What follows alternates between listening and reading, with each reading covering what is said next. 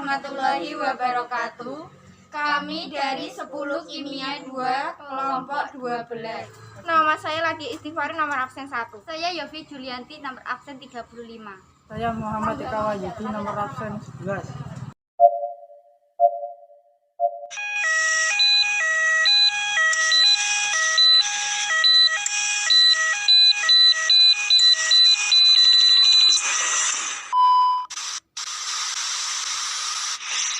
Apa itu coronavirus dan COVID-19?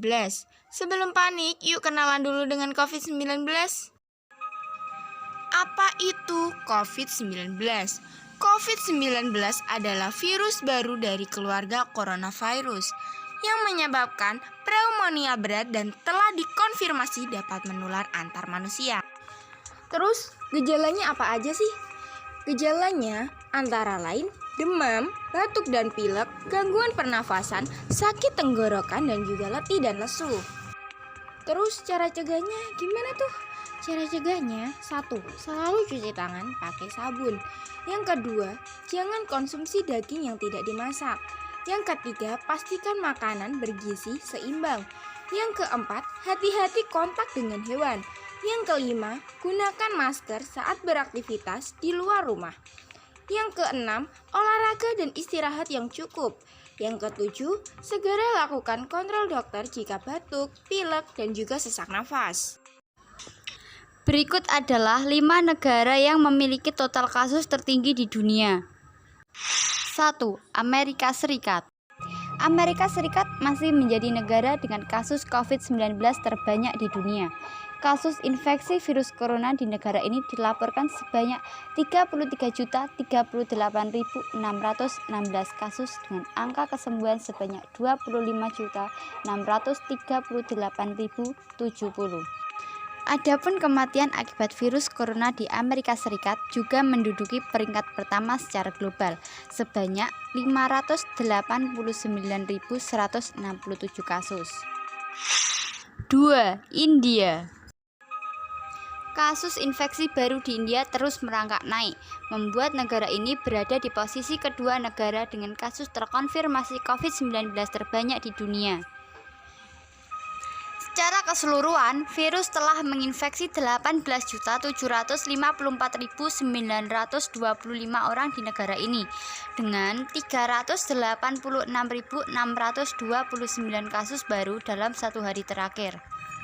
Dari jumlah tersebut, sebanyak 15.369.362 kasus telah dinyatakan sembuh dan 208.313 meninggal dunia. 3. Brasil. Brasil berada di posisi ketiga negara dengan kasus infeksi COVID-19 terbanyak di seluruh dunia. Berdasarkan data yang dilaporkan, virus corona telah menginfeksi sebanyak 14.592.886 orang di Brasil. Dari total kasus tersebut, sebanyak 13.091.714 orang telah dinyatakan pulih dan 401.417 orang meninggal dunia. 4. Perancis. Perancis menjadi negara keempat dengan kasus COVID-19 terbanyak di dunia. Sejauh ini, Perancis melaporkan 5.592.390 kasus positif infeksi COVID-19 dengan 26.538 kasus baru satu hari terakhir. 5. Rusia. Rusia berada di posisi kelima negara dengan kasus infeksi terbanyak. Sejauh ini telah dilaporkan adanya 4.796.557 kasus terkonfirmasi positif COVID-19. Dari jumlah tersebut, sebanyak 4.419.540 orang yang terpapar virus telah sembuh. Adapun 109.731 orang dinyatakan meninggal dunia. Krisis COVID-19 di India. Total kasus virus corona di India telah melampaui 18 juta pada Kamis 29 April 2021.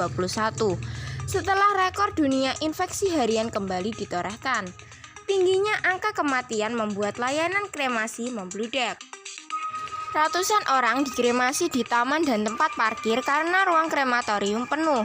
Data Kementerian Kesehatan India menunjukkan jumlah kematian tertinggi dalam satu hari sejak dimulainya pandemi terjadi pada 29 April 2021 dengan 3.645 kematian baru.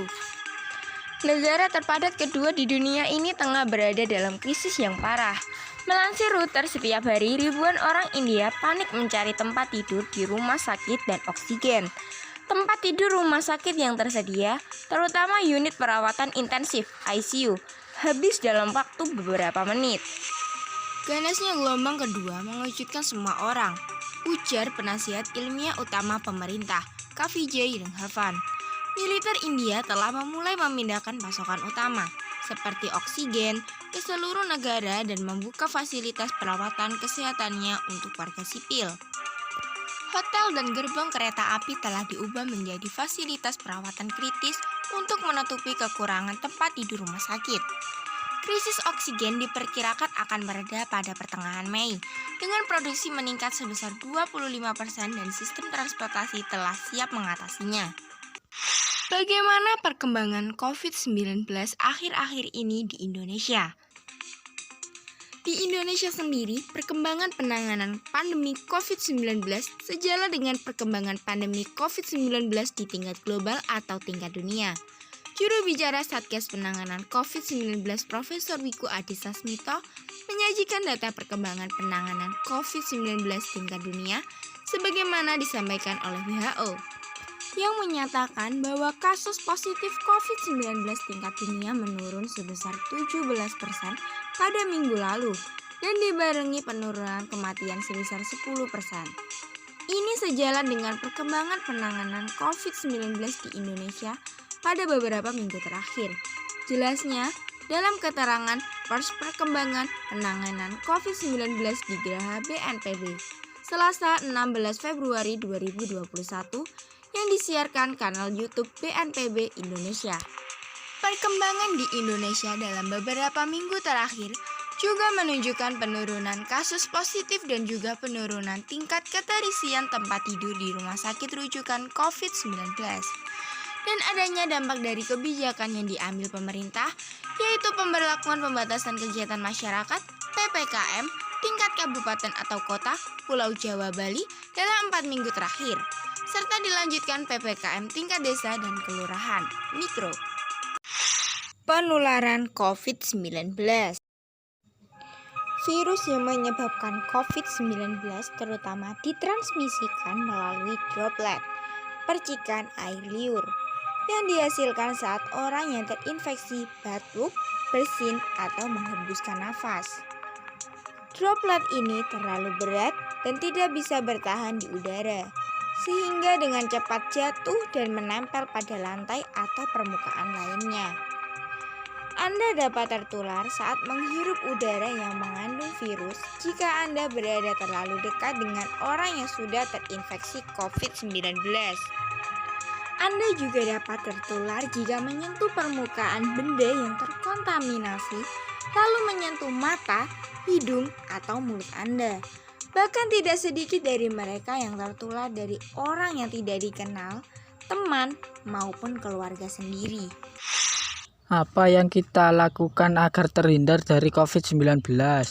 Sementara itu, hingga hari ini belum dapat diketahui siapa saja orang-orang pembawa atau karir virus ini, sebab banyak orang yang positif namun tanpa gejala atau tidak terlihat sakit.